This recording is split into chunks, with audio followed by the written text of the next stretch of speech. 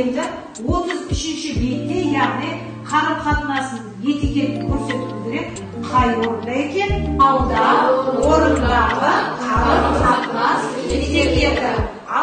Біз сіздермен кешегі өткен жаңа терминдер, жаңа сөздер, яғни сатушы мен сатып алушы тобына бөлінеді. Сіздерге мен мынандай жұлдызша дайындап қойдым. Сатушы мен сатып алушыны әрине алыңыздар өздеріңіз. Сатушы, мына жерге қояйын. Сатып алушы.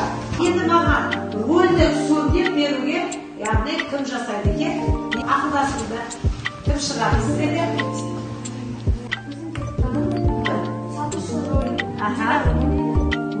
Biz satın alışının rolünü gidiyoruz efendim.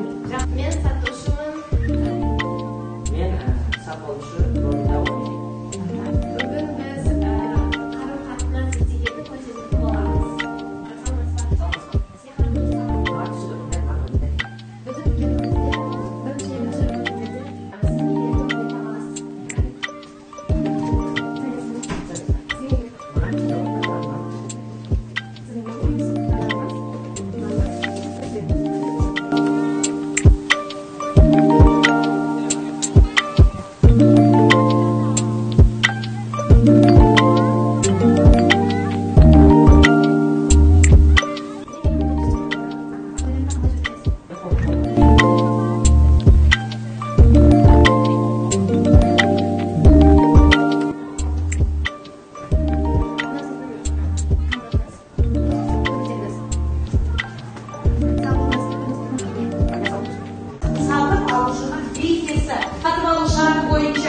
Birinci taraf satушы, яғни сіздер білесіздер, бөлікті тауарды екінші тараптан сатып алушы, яғни сатып алушы мен сатушының арасында не жүреді екен?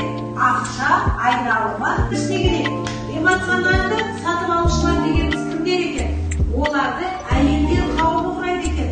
Рационалды, яғни жаңағы сатып алушылар сауданы саналы түрде жүргізе алады екен. Пассивные, оказывается, покупатели. Они пользуются, значит, через интернет-магазины, заказывают через интернет екен. Сонымен енді сатып алушылардың көбісіне мына жерге қараңыздар, жасы мен жынысы көрсетіп тұр екен. Мына жерде қанша жастағы адамдар көп сауда жасайды десе, мына жерде сіз қай жастар көп жасайды екен? 24-тен қанша жас? 34. Ішінде қайсына жатасыздар сіздер? 38-ге деп жатқызға бола ма? Сіздер? Дұрыс па? Сіздер қанша процентті құрайды екенсіз? 13%-тің ішінде сіздер де жүрсіздер, көрдіңіздер ме? Сіздер де керемет сауда көп жасайды екенсіздер. Ал енді осының ішінде қайсысы ең жарық қолданады? Дұрыс айтады. Эмоционалдылар қайсысын аз қолданады? Дұрыс айтады.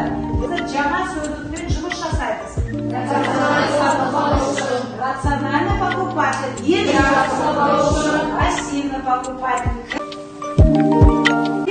Серіктестермен қандай қарым-қатынас жасау керек? Ал десеңіз, әдеп кодексін сақтау керек дейді Әсемтаны. Дұрыс па екен? Ал шақалар. Мынаны дәптерге жазыңыздар.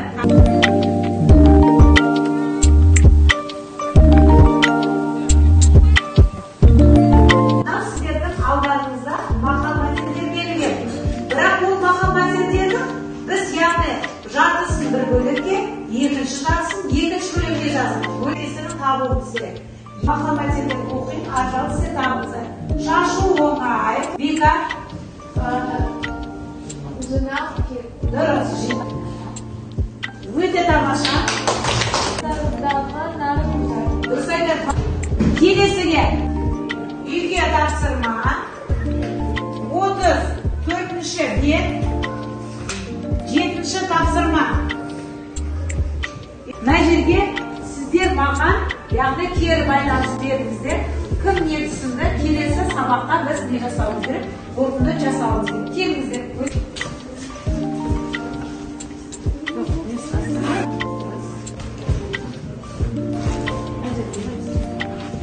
Бүгінгі мен ойлаймын, Bizde mындай керемет позитив болу керек, күліп тұратын балалар, достар.